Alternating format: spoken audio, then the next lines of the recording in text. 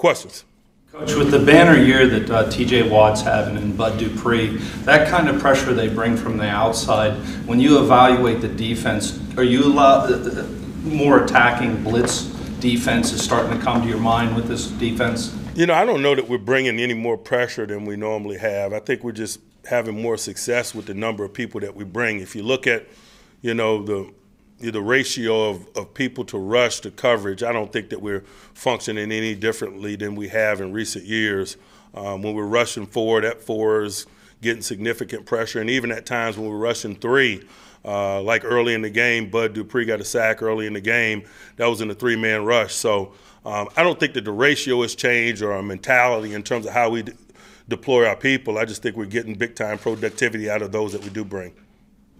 Guess what? You got two stud outside line jackers, because I jack people up when you hit them, in T.J. Watt and Bud Dupree. Mike, Bud Dupree has been a pleasant surprise this year.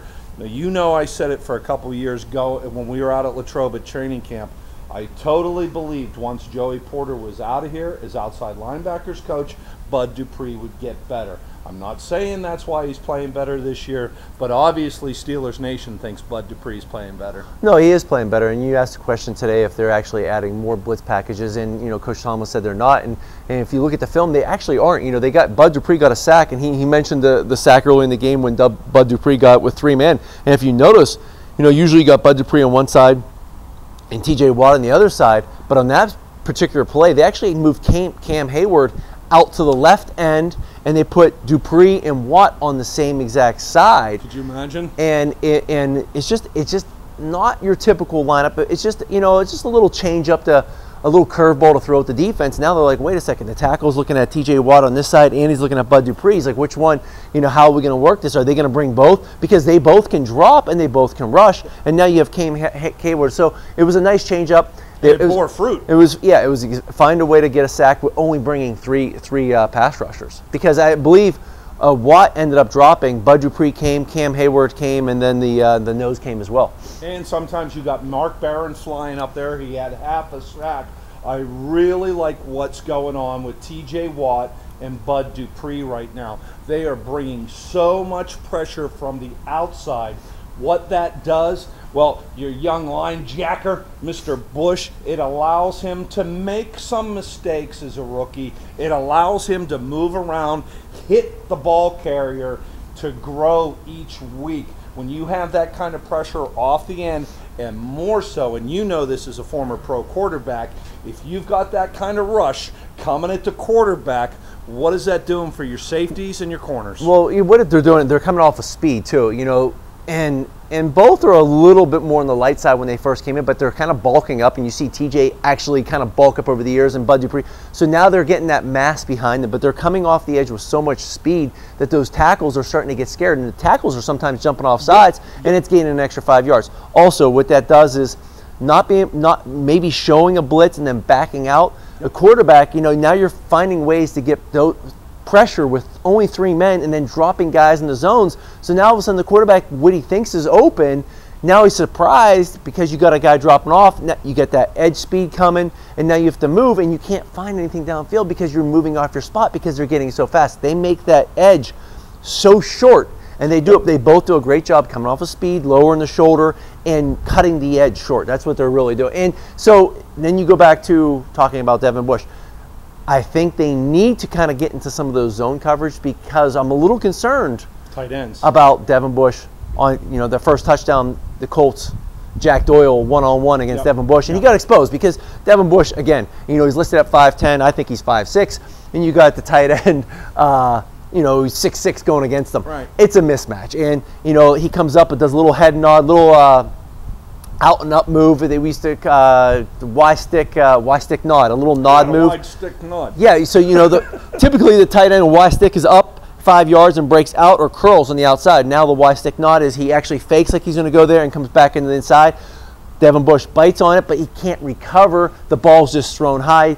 Jack Doyle, he's too much height for him, and he can kind of get exposed a little bit in the red zone down the middle of the field. So you're going to have to play a couple more zones, maybe get some safety help, get something else, because down the middle of the field, Devin Bush is a little too vulnerable. small down the, yeah. And vulnerable. Yeah. And that leads into my next But he part. flies around. Oh, he'll knock the snot out of you, baby, and that's what we love about him so far.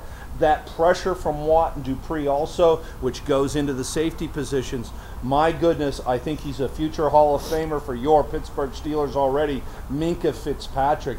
Now you've got Finka, I call him Finka, Minkah Fitzpatrick, meld the two. This guy's a legitimate badass ball player, Mikey. He can fly up there, knock the snot out of the running back, or as he did, he picks the ball off and he goes all the way. Well, he was a first rounder for a reason. He came out of Alabama. Nick Saban said it was one of his favorite players he's ever coached. Coach Tomlin said he wanted. They finally got him, and he's a ball hawk. He just goes for the football. And he's the modern day Ed Reed. He goes out there and he finds ways to get turnovers. He's always around the football, whether it be a fumble, whether it be a tip ball. He's a great job at reading the quarterback's eyes and being around it, and also disguising the defense and making big plays. He's smart, too. I mean, you can just tell he's a smart football player. So my point is this, Steelers Nation. As we sit here at 4-4, all hope was lost several weeks ago. Desperation. We were all saying, oh, well, we're waiting for Pirate season to start. Somehow, this Pittsburgh Steelers, well, maybe not ready for the Pirate season to start. Go Riverhounds, because they're on a tremendous run. Yeah, the soccer team. Well, Penguins? Yeah, Penguins. Yeah, well, go. we'll get to the Penguins later, too. But the point being, they've clawed themselves to 4-4, and there is hope based upon this defense, which this is getting nasty and gnarlier and more self-confident every single week. I don't know what T.J. Watt is eating, but I hope he eats it every day. Probably a can of spinach like Popeye. Yeah, but they're going to have their one of their toughest matchups to date this week against the Rams. You've got Todd Gurley. Now, the Rams' offensive line has been a little banged up. That's why their run game is not as good. Will they have Brandon Cooks? He's been some concussions, but you've got Cooper Kupp, you've got Robert Woods. Jared Goff's, if you get to him early, you can kind of get the momentum. But if you don't and you kind of give him some time and he starts hitting some big plays, look out, because, they're tough to contain once they get going. Well, I like the little loopy with sending Cam this way and Bud up the middle and then T.J. Watt. Yeah. So you get in Goff's It could be space. a defensive battle, though, because here's the thing. You got the homecoming of Aaron Donald as well, nice. and playing in back in Heinz Field. He's, in my opinion, he's the best defensive football player out there. Yeah, he's incredible. So this week against the Los Angeles Rams, it is a huge litmus test. If this team can continue to rise defensively and knock the snot out of that Los Angeles Rams offensive line, get on Goff, Goof, whatever his name is, your Steelers just may have a chance this week, Mike. And I think they beat them by 3 points off the foot of Boswell. I'm not giving any predictions right now. Let's just, take care of the football, play solid defense, try to contain Todd Gurley, and take your chances with Goff throwing the ball down the field with Dupree and T.J. Watt coming off the edge on him. He'd make a good head football coach giving a press conference.